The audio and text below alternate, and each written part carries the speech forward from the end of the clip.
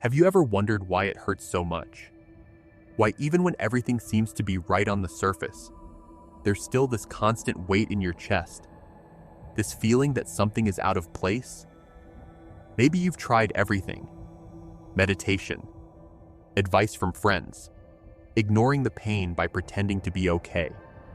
And yet, the suffering remains, like a shadow that silently follows you. Well, I'm going to tell you something that perhaps no one has had the courage to tell you until now. Most of your suffering does not come from the world outside. It comes from within, from what you do not want to see, from the part of you that you have abandoned.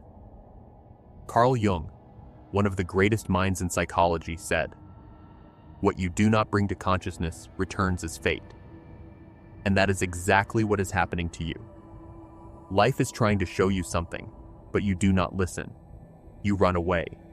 You disguise it with distractions, addictions, empty relationships. You tell yourself it will pass, but it doesn't, does it? Because the pain doesn't want to be ignored. It wants to be understood. This video is not just another piece of cheap self-help content. I am not here to give you ready-made phrases or magical solutions. I am here to provoke you, to challenge you, to face what you hide even from yourself. Give me just 20 minutes of your time, just that, and I will show you why you suffer so much and how this can end. Not with tricks, but with awareness. Maybe you're at the bottom of the well right now. Maybe you're on the verge of a breakdown, smiling on the outside while screaming on the inside. Or maybe you've learned to function with the pain as if it were part of you. Whatever the case may be, I have a hard truth to deliver to you. Suffering continues only because you have not yet had the courage to look at its root. So, if you're willing to face this with me, I promise you one thing. By the end of this video, you will not be the same. Because what you will discover here can completely change the way you understand yourself, your pain, and your freedom. Let's begin. You believe you are suffering because of others, because of your boss, your partner, the lack of money, social pressure, the expectations the world places on you. And of course, all of this weighs heavily. But what you still haven't understood, and need to understand now, is that true suffering, the kind that paralyzes, that hurts even in silence, arises when you disconnect from who you really are. Carl Jung said that the greatest tragedy of the soul is to live a life that is not yours. And that is exactly what you are doing. From an early age, you were taught to fit in, to be accepted, to follow standards. And little by little, you drifted away from yourself. You became a character to please, a puppet to avoid disturbing. You silenced your desires, repressed your emotions, swallowed your anger, suffocated your sadness. And now you carry a pain that you can't even name, a pain that doesn't scream, but consumes you. This is the suffering of those who live in disconnect, the suffering of someone who looks in the mirror and no longer recognizes themselves. You have gotten used to the role that was given to you, but the soul feels it. It feels when it is living a lie, and it begins to scream through anxiety, insomnia, apathy, guilt. Emotional pain is the soul's alarm signaling that you are betraying yourself. Make no mistake, it is not failure that hurts. It is the false expectation you built about who you should be. It is not loneliness that wounds. It is the emptiness of not knowing who you are anymore when you are alone. It is not the other that hurts you. It is you, every time you abandon yourself to maintain an appearance. And as long as this disconnect exists, suffering will continue, because you are trying to heal an external wound when the root is within you. But here is the central point. This pain is a warning, not a sentence. Jung believed that suffering was the first step of transformation. Pain exists to push you back home, to your true self. And this return begins when you stop running away and start listening. Listening to what has been buried, what has been silenced, what has been forgotten. In the next part, we will talk about the most dangerous and at the same time, most liberating force of the human psyche, the part you fear the most, but which holds the secret to your healing. That which Jung called the shadow. If you truly want to stop suffering, you need to know it and face it. If this content is making sense to you, click the subscribe button and subscribe to the channel. Thank you for your support. You want to stop suffering, but you keep fighting against the symptoms and never against the cause. Anxiety, guilt, anger, sadness. You treat all of this as an enemy, as if they were flaws that need to be eliminated. But what you don't know, or perhaps refuse to accept, is that the true enemy is not outside of you. It is within, silent, hidden, and that is where the danger lies. Carl Jung called this hidden side the shadow. And don't be fooled. Everyone carries one, including you. The shadow is everything you have repressed, hidden, or denied within yourself. Your unacceptable desires, your forbidden emotions, your contained anger, your silent sexuality, your ambition disguised as humility, your fears that you pretend not to have. The shadow is formed by the parts you did not want or could not be, but they are still there, living in the dark. And the more you ignore it, the more it dominates you. Think of the times you exploded for no reason, or sabotaged an incredible opportunity, or ended a healthy relationship on an impulse you couldn't explain. That is the shadow at work. It infiltrates your thoughts, manipulates your emotions, shapes your decisions, all without you realizing it. Jung said, "Until you make the unconscious conscious, it will direct your life, and you will call it fate." Do you think suffering is bad luck? Karma? Injustice? Maybe it's just your shadow controlling you, and it will keep doing that until you face it head on. The problem is that facing the shadow requires courage, because you will have to admit things you don't want to admit. You will have to look in the mirror and see what you have always tried to hide. You will have to stop playing the victim and accept that there is a monster inside you, but that it is also human, that it is also you. But here is the most important point. The shadow is not your enemy. It is the part of your soul that has been exiled, and like any renegade part, it just wants to be seen, to be heard, to be integrated. Jung did not believe in getting rid of the shadow. He believed in embracing it, in transforming it into strength, into awareness, into power. Because what you reject weakens you, and what you integrate sets you free. In the next part, you will discover what to do with this shadow now that it is before you. We will talk about the path of courage, the beginning of real healing, and how to take the first step to reclaim your fragmented soul. Because knowing the shadow is just the beginning. What you do with it is what changes everything. You have come this far, faced the truth of your disconnection, looked into the eyes of your shadow, and now comes the most decisive moment, the confrontation. It is not enough to simply understand what lies behind your suffering. Understanding is the beginning, but healing requires action. Courageous, raw, and often painful action. Because now you will need to do something that most never do. Cross the internal hell with your eyes wide open. Carl Jung was clear. The journey to the self goes through a path that few have the courage to follow. And this courage is not the absence of fear. It is the movement even in fear. Facing the unconscious is walking through a dark territory where you control nothing. It is letting go of the mask, dropping the victim role, and accepting that there is a part of you that contributes to your own suffering. This requires brutal honesty. It requires you to stop lying to yourself. But what does it mean in practice to face the unconscious? It means starting to listen to what your body screams when your mind insists on ignoring it. That stomach pain when you are with the wrong person. That tightness in your chest that visits you when you accept yet another situation that diminishes you. That inexplicable fatigue that appears every time you force a fake smile. All of this is the unconscious trying to save you, not destroy you. You can start with small actions. Write down dreams, observe emotional triggers, reflect on patterns that have repeated for years. Every time something throws you off balance, there is a hidden message. The unconscious speaks in symbols, and your task now is to decipher, not in a hurry, not with judgment, but with presence, with the willingness to truly listen to yourself.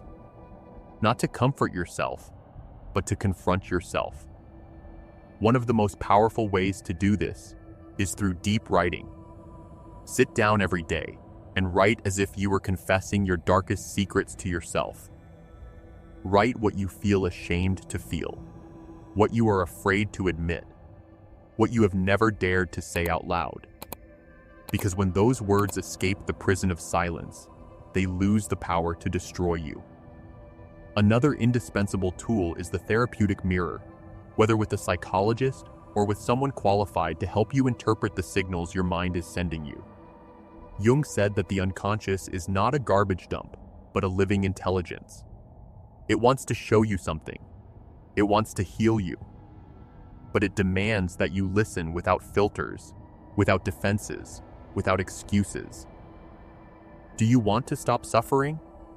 Then you need to stop running. Because as long as you flee, suffering will continue to chase you. But when you stop and look it in the face, it begins to change. It starts to transform. And then you discover something no one told you. The pain you fear so much is, in fact, a portal. And that is exactly what we will explore in the next part. What is the true role of pain in your life? Why does it insist on appearing even when everything seems to be under control? And most importantly, how can it become your most powerful ally on the path to liberation? Are you ready to find out? Then continue with me. Most people spend their lives trying to eliminate pain. They take medication, drown themselves in distractions, dive into shallow relationships, seek immediate pleasure, accumulate achievements and happy posts, all to avoid feeling. But here's a truth no one wants to hear. As long as you try to get rid of pain, it will chase you. Because pain is not here to be eliminated, it is here to be heard. Carl Jung saw suffering not as a mistake of life, but as a call to transformation.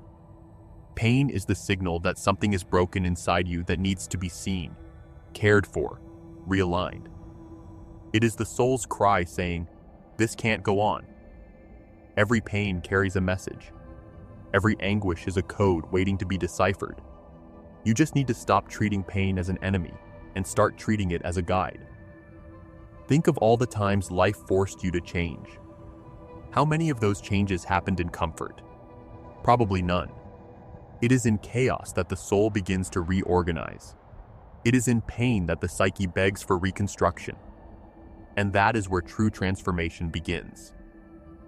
Jung said that suffering must be experienced to the end, and only then can it be overcome. In other words, pain needs to be traversed, not avoided. Let's bring this to reality. Imagine someone who spends their life negating themselves to please others. Always available, always smiling, always saying yes. Gradually, this person begins to feel anxiety, extreme fatigue, unexplained sadness. They go to the doctor, get tests, take anxiolytics, but nothing resolves, because the body is speaking what the mind refuses to accept. Living in denial of one's own truth hurts, and it will continue to hurt until they stop lying to themselves. Another example, someone who keeps repeating the same pattern in relationships, always getting involved with emotionally unavailable people, always feeling rejected, always ending up with the feeling of not being enough. This pain is not bad luck. It is a mirror. It is life showing repeatedly that there is an old wound, perhaps from childhood, that needs to be healed. And as long as it is not touched, suffering will continue to serve as a reminder. When you start to see pain as symbolic language, everything changes. What once seemed like punishment reveals itself as a compass. Pain begins to point the way, and as paradoxical as it may seem, you realize that suffering, when listened to attentively, can be the most powerful force of healing because it forces you to stop, to look, to change. And this is where responsibility comes in, because now you know, ignoring pain is ignoring yourself. Running away from pain is abandoning yourself. But if you have the courage to listen to it with humility, presence, and curiosity, it will lead you to a place you may not even imagine exists. A place where there is peace, not because the world is perfect, but because you are finally whole. In the next part, we will talk about this place, the other side of pain. What happens when you stop resisting and start integrating everything you have rejected in yourself? True healing is not the absence of pain, it is the transformation of pain into awareness. And that is what awaits you next. There comes a moment after so much internal confrontation when something changes. Not suddenly, not with fireworks or dramatic revelations, but subtly and profoundly. Like a breeze you barely notice, yet it transforms the entire climate of your soul. It's the moment when you stop resisting, and for the first time, perhaps in your life, you begin to feel whole. But what does it mean, after all, to become whole? It means embracing everything you are, including what you most detest about yourself. It means stopping the war with your emotions, stopping the attempt to be perfect, stopping the wearing of masks. It's when you understand that your anger, your fear, your sadness, your shame, all those pieces you've spent your life trying to hide, are legitimate parts of your existence. And when you integrate them instead of rejecting them, something miraculous happens. Suffering begins to dissolve.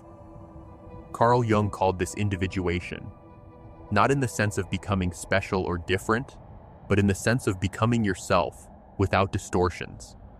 A complete human being. Real. Authentic.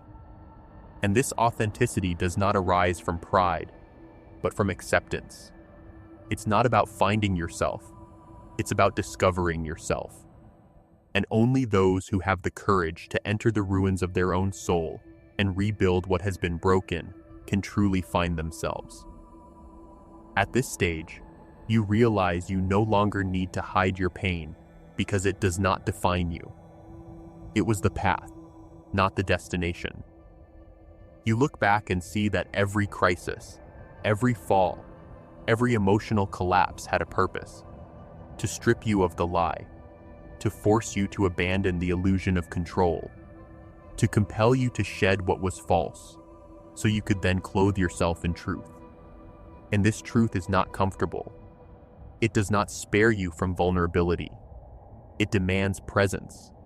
It demands choices. Because now that you know your shadow, now that you understand the role of pain, now that you feel the power of being who you are, you can no longer live on autopilot. You will begin to see clearly who uplifts you and who drains you. You will stop accepting what you once accepted just to avoid conflict. You will start saying no without guilt. You will finally say yes to yourself. This internal change is silent but overwhelming. It's not about being a new person. It's about stopping the betrayal of who you have always been. And at this point, you discover something no one taught you. You didn't need to heal to be worthy of love.